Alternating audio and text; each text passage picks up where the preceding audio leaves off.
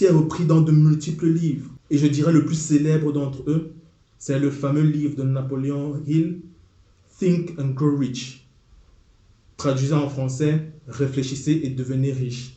La source de leur succès, la source de leur fortune a commencé là. Une des citations célèbres de Albert Einstein est la suivante. Penser est un travail difficile. C'est pourquoi si peu le font. Avant de rejoindre YouTube, je produisais déjà des vidéos que je partageais sur mes réseaux privés depuis la fin de l'année 2019. La vidéo qui va suivre est l'une d'entre elles. J'ai décidé de la partager aujourd'hui avec toi afin de t'en faire bénéficier également. Je te prie de ne pas faire attention à l'incohérence chronologique qui pourrait ressortir vu que la vidéo a été enregistrée là plusieurs mois maintenant. Mais je t'invite plutôt à te focaliser sur la valeur du message qu'elle te communique, car pour ce qui est de cette valeur, elle reste intemporelle.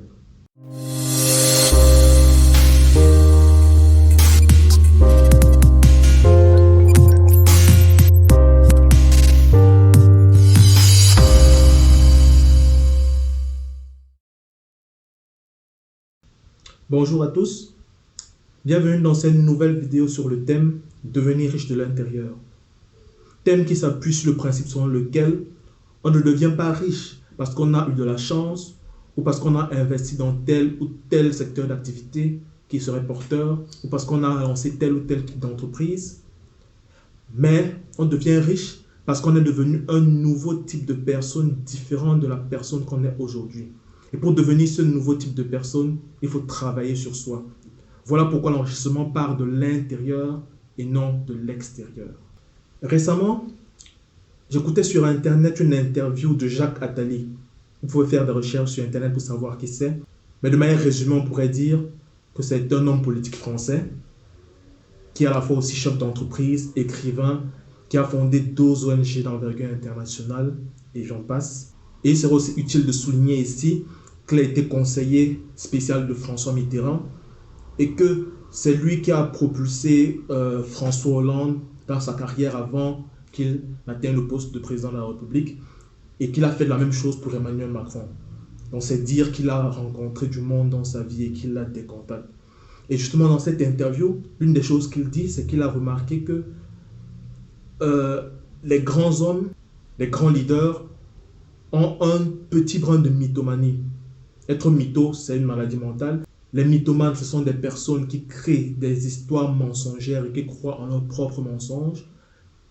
Et donc Jacques Attali dit qu'au fil des rencontres qu'il a fait, il a constaté que les grands hommes qu'il a côtoyés ont ceci, qu'ils ont une petite dose de mythomanie.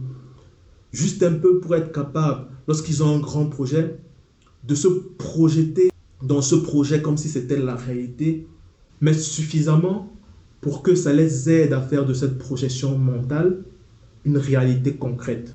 Ou autrement dit, suffisamment pour que cette projection mentale les aide à réaliser leur projet dans le monde concret. Aujourd'hui, je vais vous parler de la double création, qu'on pourrait limite considérer comme une loi de la nature. Car en réalité, c'est un fait, vous le constaterez, tout ce que l'homme crée, il le crée 2 fois. Une fois dans sa tête, dans son esprit, et une fois dans le monde physique, dans le monde concret. Oui, prenez n'importe quel exemple de choses faites par l'homme. Je ne parle pas des découvertes, je parle des créations humaines, des inventions. Le cas d'un livre qui est écrit. Le livre commence dans l'esprit d'un individu. Le cas d'une maison qui est construite. Ça commence dans l'esprit d'un ou plusieurs individus. Le cas d'un avion, toutes les pièces qui constituent un avion ont été pensées par des personnes différentes avant d'être assemblées pour constituer au final l'appareil volant, et ainsi de suite, et ainsi de suite. Donc, je le répète, tout ce qui a été créé par l'homme, en réalité, a été créé 2 fois. Une fois dans son esprit, dans sa tête, et une fois, qui est la 2e fois, dans le monde physique, le monde concret. Et vous constaterez que le pont entre les 2 créations, c'est l'action. Le fait de penser une chose, et si on veut la voir se concrétiser, il faut agir, il faut poser certains actes pour pouvoir voir la chose se matérialiser dans le monde physique.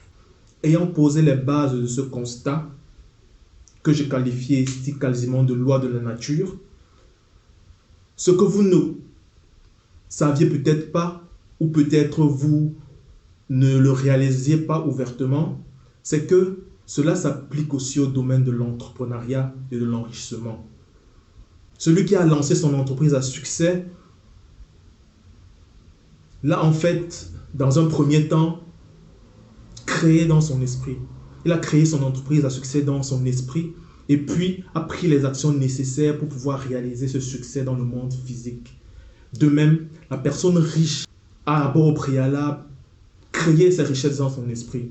Autrement dit, il s'est projeté en tant que personne riche. Il s'est imaginé qu'est-ce qu'il fera, comment il utiliserait son temps en tant que personne riche, quel est le mode de vie qu'il aurait en tant que personne riche, quel est le type de voiture, le type de maison, le type de bien qu'il aurait en tant que personne riche, etc., etc.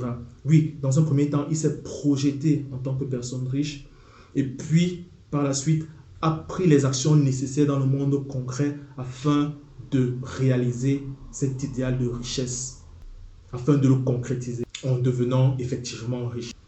Ce que j'explique ici, ce n'est pas moi qui l'invente. Ce sont des aînés qui ont beaucoup plus d'expérience que moi, qui ont partagé la chose. Comme c'est le cas de Jacques Attali, auquel je fais référence dans l'anecdote que je raconte au début de cette vidéo. Ou encore, ceci est repris dans de multiples livres. Et je dirais le plus célèbre d'entre eux, c'est le fameux livre de Napoleon Hill, Think and Grow Rich. Traduisant en français, réfléchissez et devenez riche. Et dans certaines éditions, c'est traduit pensez et devenez riche.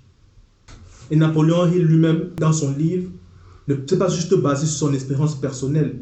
Il a pris la peine d'interviewer pendant 25 ans plus de 500 personnes qui ont atteint un certain niveau élevé de réussite et de richesse dans leur vie pour leur demander comment ça s'est passé pour eux pour qu'ils en arrivent là.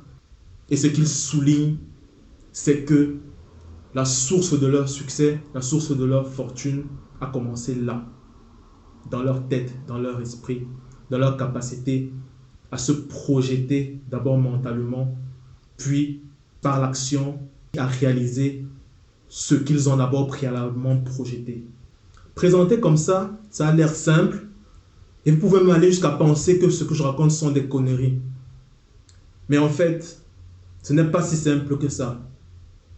Parce que justement, figurez-vous qu'une des citations célèbres de Albert Einstein est la suivante. Penser est un travail difficile. C'est pourquoi si peu le font.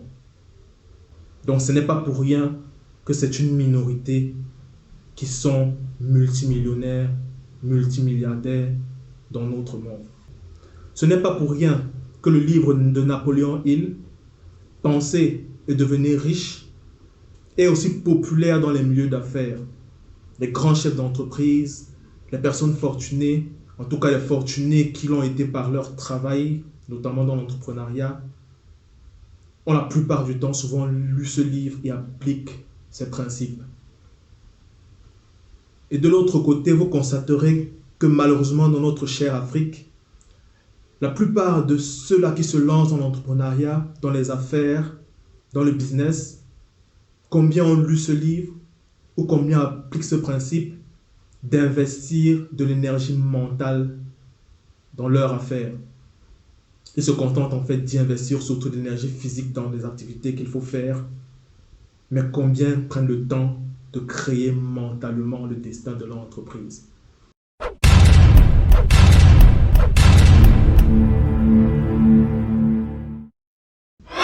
Je t'invite enfin à explorer la page YouTube de GSV Africa de manière à t'imprégner de l'identité de la chaîne, ce qui te permettra de décider si tu es intéressé à nous rejoindre en t'abonnant à la chaîne, en activant les cloches de notification, afin de ne rien manquer de nos contenus, nos publications bi-hebdomadaires, c'est-à-dire les lundis et les vendredis. Merci à toi.